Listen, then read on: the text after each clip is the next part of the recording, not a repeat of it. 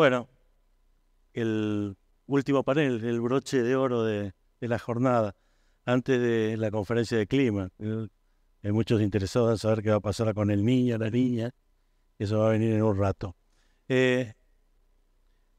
Para Paola, asociado al mayor o menor aporte de materia seca de Vicia, ¿cuántos días aproximadamente se retrasa la emergencia de maíz?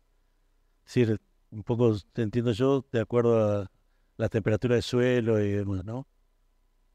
Ok. ¿Pero está prendido?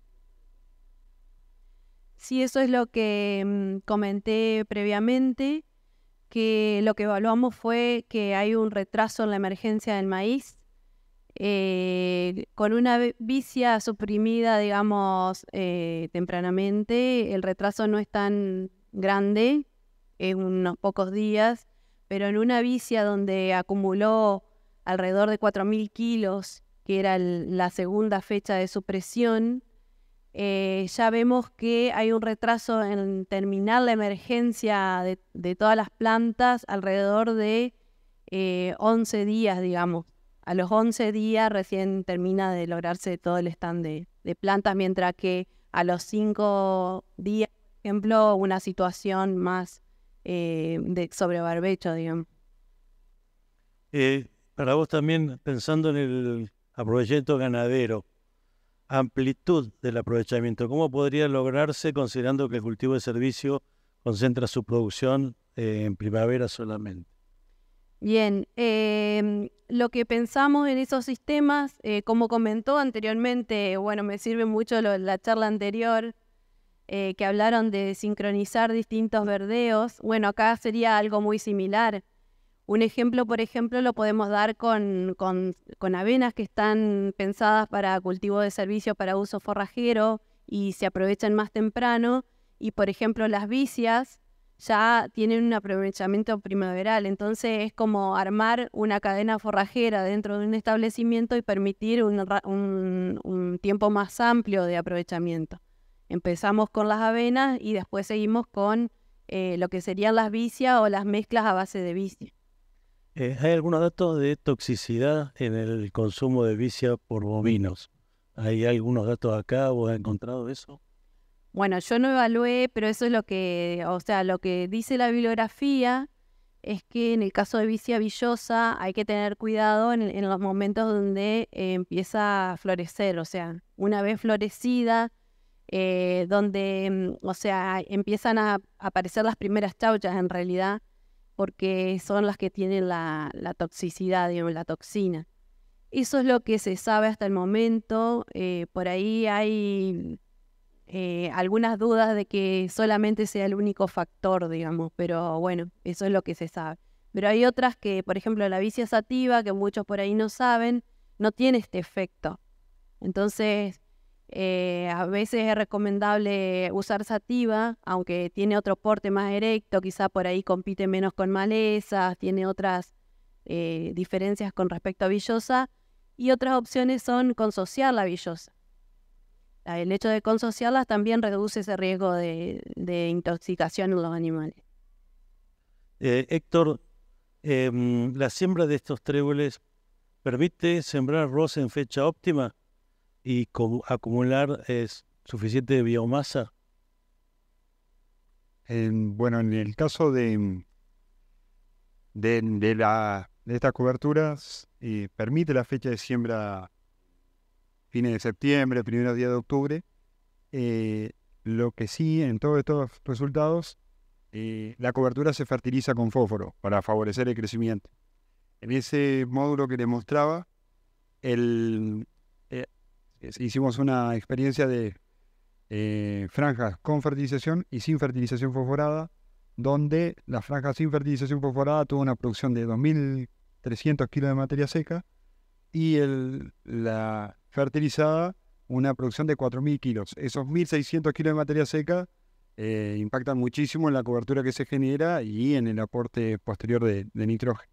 Así que favoreciendo el crecimiento de la cobertura sí se logran buenas producciones de materia seca, donde vimos en el caso de arroz que cuando logramos más de 3.000 kilos de materia seca logramos una buena supresión de las malezas invernales y también el efecto de supresión de las malezas estivales que van a crecer durante el periodo de crecimiento del cultivo de arroz o implantación del arroz.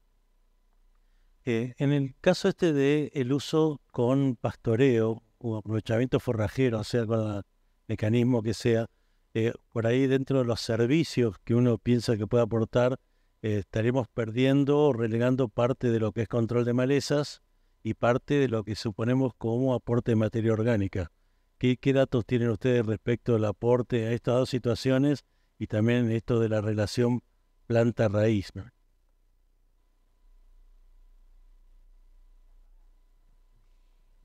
Con respecto a malezas, como les comenté anteriormente, hay bibliografía internacional. Nosotros no hemos realizado todavía. Estamos ahora realizando evaluaciones en unos planteos que tenemos con una red de cultivo de servicios de APRESID.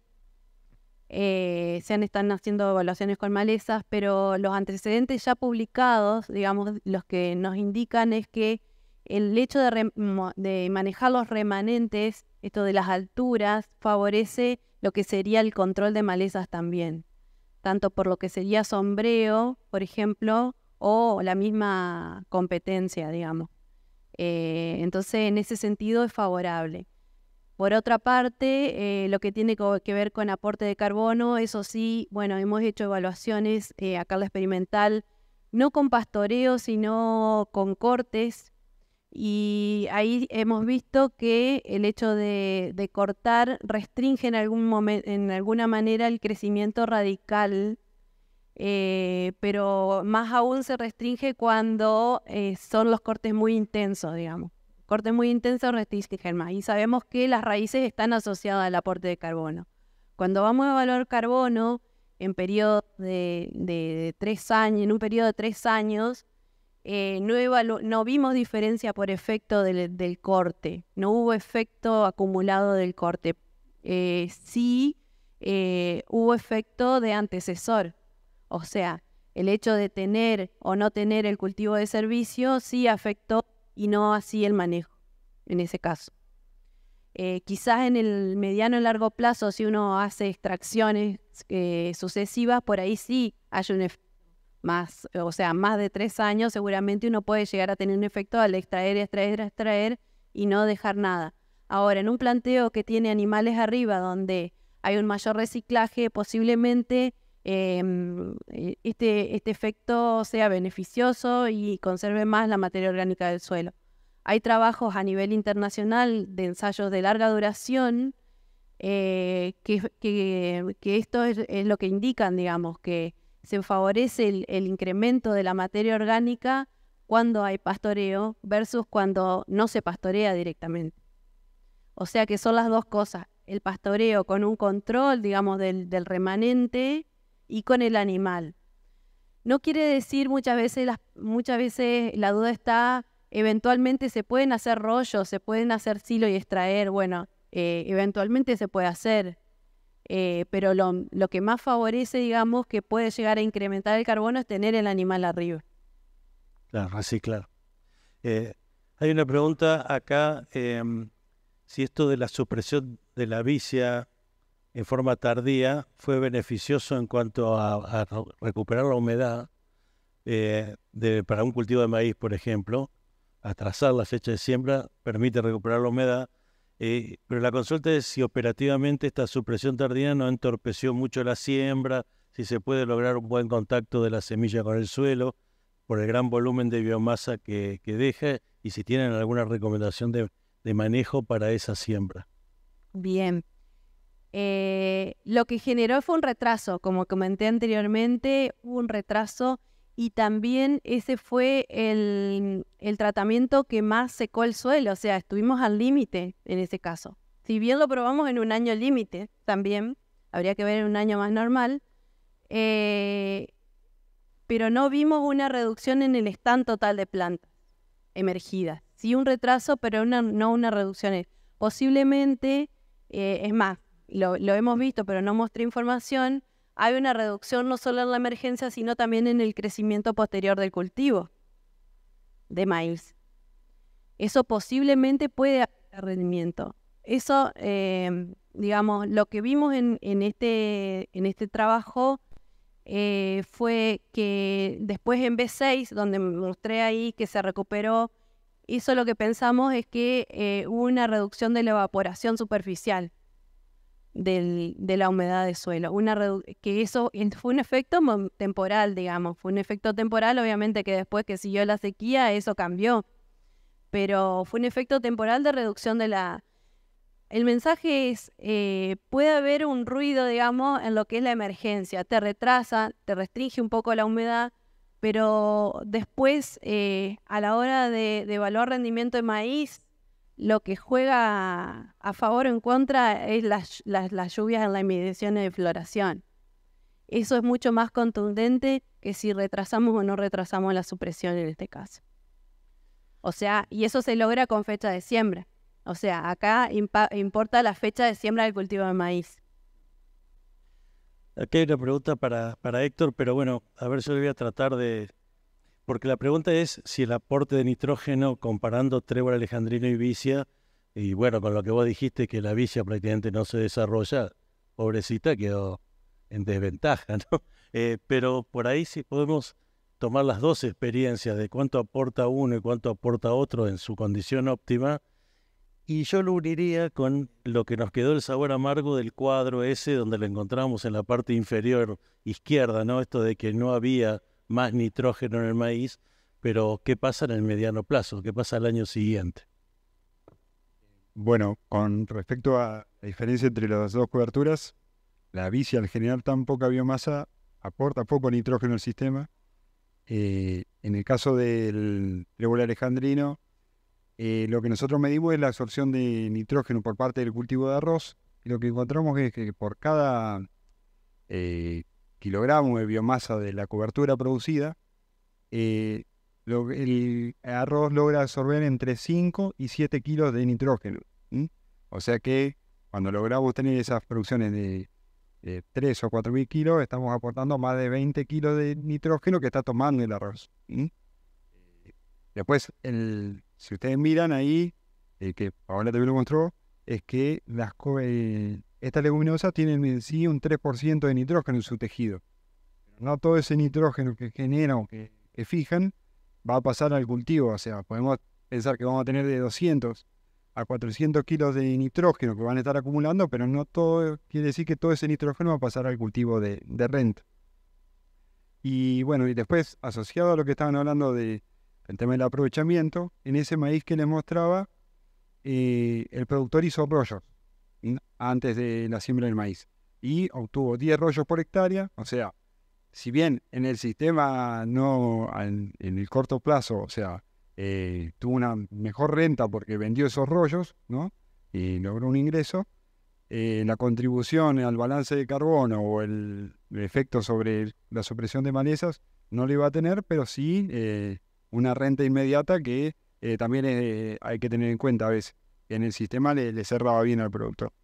Y bueno, y con respecto a la vicia, cuando le hemos evaluado, a pesar que tenemos esos 1000 kilos de producción de biomasa, ¿no? Que deberían aportar algo más de nitrógeno, no vemos en la mayor absorción de nitrógeno en la parte de cultivo del arroz porque empezamos a tener problemas de enmalezamiento en el arroz, porque favorecemos el crecimiento de malezas. Así que bueno, esa es un poco la comparación que tenemos nosotros en arroz.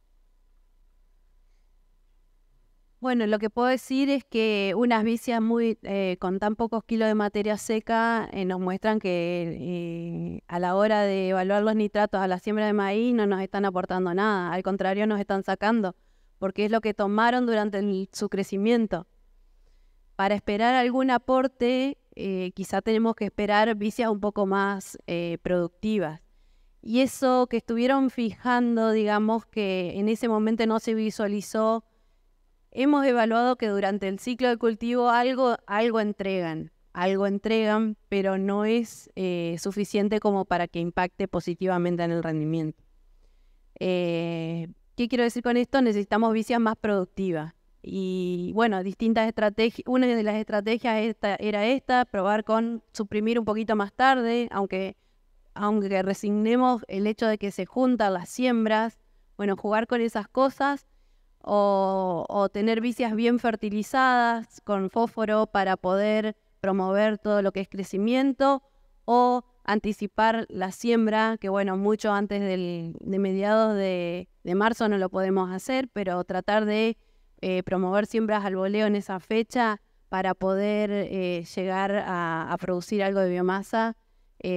Bueno, si no, bueno, tenemos otros beneficios. El control de maleza, por ejemplo, es uno de los beneficios que visualizamos con vicias, bueno, en los dos casos, digamos. Cuando acumulamos más materia seca, obviamente el efecto es mucho más marcado que cuando tenemos una menor acumulación.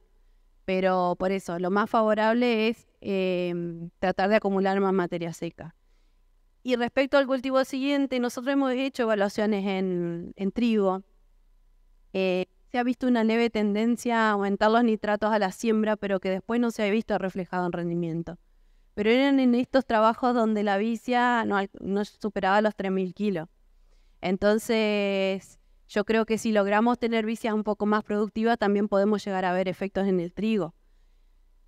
En los casos en que han sido vicias que van a maíz tardío, donde tienen un tiempo para desarrollarse, acumular materia seca, y han sido vicias que han producido más de 6.000 kilos, la gente que hace estos planteos que después volea avena posterior a los maíces tardíos, lo ha visto, se ha visto, digamos, no lo hemos evaluado experimentalmente, pero sí visualmente es impresionante cómo se ven esas avenas, digamos, se parecen fertilizadas.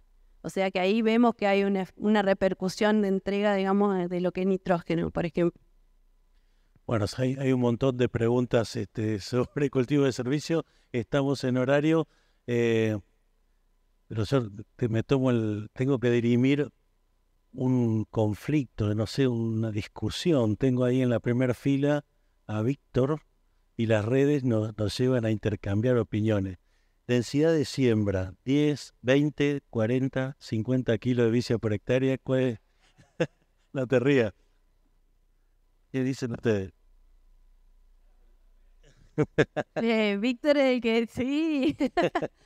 Yo no he hecho evaluaciones de densidad. Sí, obviamente que las siembras al voleo necesitan aumentar la densidad para poder tener un mejor stand de planta. Y el tema dependiendo de esas calidades de siembra, de las regulaciones de las máquinas, etcétera, etcétera, que no sean siembras desuniformes, ¿no? Entonces ahí vamos a tener que empezar a aumentar los kilos.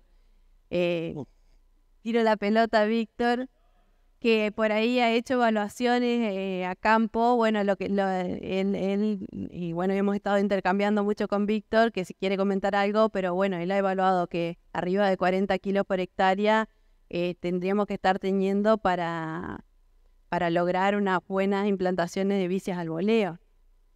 Yo te digo, no lo he evaluado experimentalmente, conozco por ahí los lotes donde él trabaja y es parejito, digamos, pero sé que hay que hacer las evaluaciones también en lo que es costo de semilla, y ahí entran a jugar los números en lo que es sembrar la línea, donde uno puede reducir a la mitad la densidad, y en lo que uno siembra el voleo. Pero bueno, también están las estrategias de las compras de semilla y todo eso, pero bueno, son esos números más o menos los que están... Una nueva línea de investigación. Se abrió una nueva línea de investigación, densidad de siembra de vicia. Bueno, muchísimas gracias. Cerramos entonces el panel. Un aplauso.